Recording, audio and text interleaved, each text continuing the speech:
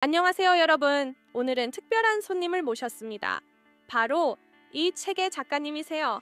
사실은 이 책을 완벽하게 소화한 AI 작가님이랑 대화를 나누면서 이 책에 담긴 이야기와 생각들을 여러분께 소개해 드리려고 해요. 자, 그럼 첫 번째 질문 시작해 볼까요? 이 질문에 대한 대답을 들으면 이 책이 왜 우리에게 중요한지 감이 오실 거예요. 그럼 작가님, 말씀 좀 해주세요. 취업난 속에서 네트워킹 대화 기술이 중요한 이유는 무엇인가요? 요즘 취업하기 진짜 힘들죠. 그래서 누군가와 연결되고 네트워크를 넓히는 게 중요해요. 책에서 말하길 대화의 기본은 상대방의 입장에서 생각하는 거예요. 저 사람은 뭘 필요로 할까를 이해하고 거기서부터 나랑 연결할 수 있는 지점을 찾는 거죠. 내가 먼저 다가가서 친절하게 말을 걸고 진심으로 관심을 가지면 신뢰가 생기고 기회도 열리는 법이에요. 맞아요. 상대방의 입장에서 생각하는 게 참 중요한 것 같아요. 한 번 더 노력해 봐야겠어요. 가짜 뉴스와 그로 인한 갈등을 해결하기 위한 대화 전략은 무엇인가요? 가짜뉴스 얘기하면 다들 감정이 격해질 수 있어요. 그럴 때는 책에서처럼 상대방이 왜 그렇게 느끼는지 들어주고 비난하지 않는 게 핵심이에요. 아, 그래서 그렇게 생각했구나 하고 먼저 수용하는 태도를 보여주면 대화가 훨씬 부드러워져요. 그 다음에 천천히 사실을 이야기해보세요. 서로 공격하려고 들면 더 꼬이기만 하니까요.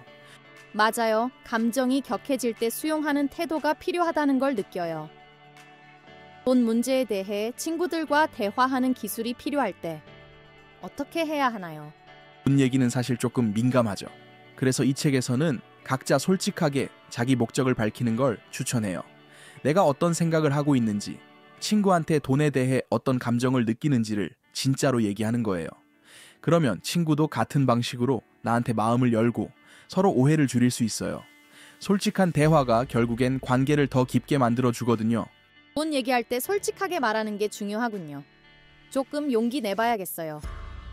팀 프로젝트에서 의견 충돌이 있을 때 어떻게 협력을 이끌어낼 수 있을까요? 팀 프로젝트 하다 보면 의견 충돌 진짜 많이 생기죠. 이럴 때는 각자 자기 목적이 뭔지를 미리 생각하고 서로 공유하는 게 좋아요. 예를 들어 나는 이 프로젝트에서 이런 부분이 중요하다고 생각해 라고 말하면 다른 팀원들도 이해하기가 쉬워져요. 책에서는 미리 자신의 목표를 말하고 그걸 바탕으로 협력하라고 권유해요. 이렇게 하면 서로 존중하면서 같이 일할 수 있는 환경이 만들어져요. 맞아요. 서로의 목적을 공유하는 게 중요하겠네요. 다음 프로젝트 때 시도해봐야겠어요. 젠더 갈등과 같은 민감한 이슈에 대해 서로의 의견을 존중하면서 대화하는 방법은 무엇일까요?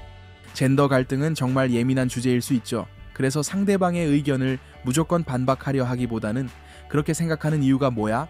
라고 물어보고 진심으로 들어주는 게 중요해요. 그래서 말하는 것처럼 먼저 상대의 감정을 인정하고 그 다음에 내 생각을 이야기하는 거예요. 이렇게 하면 서로 더 깊이 이해하고 감정적으로 연결될 수 있어요. 상대방의 이야기를 먼저 듣는 게 중요하겠네요. 감정을 인정하는 연습을 해봐야겠어요. 친구들과 여행을 계획할 때 갈등이 생기는 경우가 많은데 모두의 의견을 조율하고 좋은 결정을 내리기 위한 대화 방법은 무엇인가요? 친구들이랑 여행 계획할 때는 다들 원하는 게 조금씩 다르잖아요. 그래서 각자 중요하게 생각하는 걸 먼저 이야기하는 게 좋아요. 나는 이번 여행에서 이걸 꼭 하고 싶어 라고 서로 솔직하게 말하는 거죠. 책에서도 말하듯이 각자의 목적을 공유하고 거기서부터 서로 양보할 부분을 찾아가는 게 중요해요. 이렇게 하면 다 같이 만족할 수 있는 결정을 내릴 수 있어요. 각자 원하는 걸 솔직히 말해야 서로 양보할 수 있겠네요. 다음 여행 계획 때 해볼게요. SNS에서 정치적 견해가 달라서 논쟁이 되는 경우가 많아요. 갈등을 피하면서도 서로의 입장을 이해할 수 있는 대화 방법은 무엇인가요? SNS에서 정치 얘기하다 보면 쉽게 감정이 상할 수 있어요. 이럴 때는 책에서 말하듯이 먼저 상대방이 왜 그렇게 생각하는지 물어보고 들어주는 게 중요해요. 그리고 내 의견을 강요하기보다는 나는 이렇게 생각해 라고 부드럽게 말하는 거죠. 서로의 차이를 인정하면서 대화하면 갈등을 줄이고 더 열린 마음으로 서로를 이해할 수 있어요. 정치 얘기는 항상 어렵지만 상대방을 이해하려는 태도가 필요하네요. 유명 인플루언서의 발언이 논란이 되는 경우가 많아요.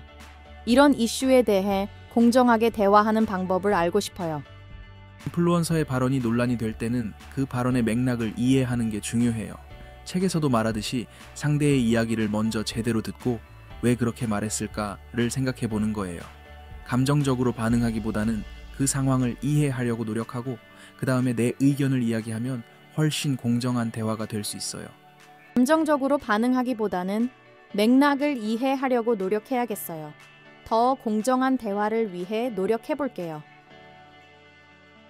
대학교에서 학생 모임을 이끌어야 할 때 모두가 참여하고 싶게 만드는 대화의 기술은 무엇인가요? 학생 모임을 이끌 때는 모두가 의견을 낼 수 있는 분위기를 만드는 게 중요해요. 책에서는 질문을 많이 던지고 상대방의 의견에 진심으로 반응하는 게 중요하다고 해요. 너는 어떻게 생각해? 라고 물어보고 그 대답에 긍정적인 피드백을 주면 사람들이 더 적극적으로 참여하게 돼요. 서로 존중받는 느낌이 들면 모임의 분위기가 훨씬 좋아지거든요. 맞아요. 질문하고 긍정적인 피드백을 주는 게 분위기를 좋게 만들겠네요. 다음 모임 때 꼭 해볼게요.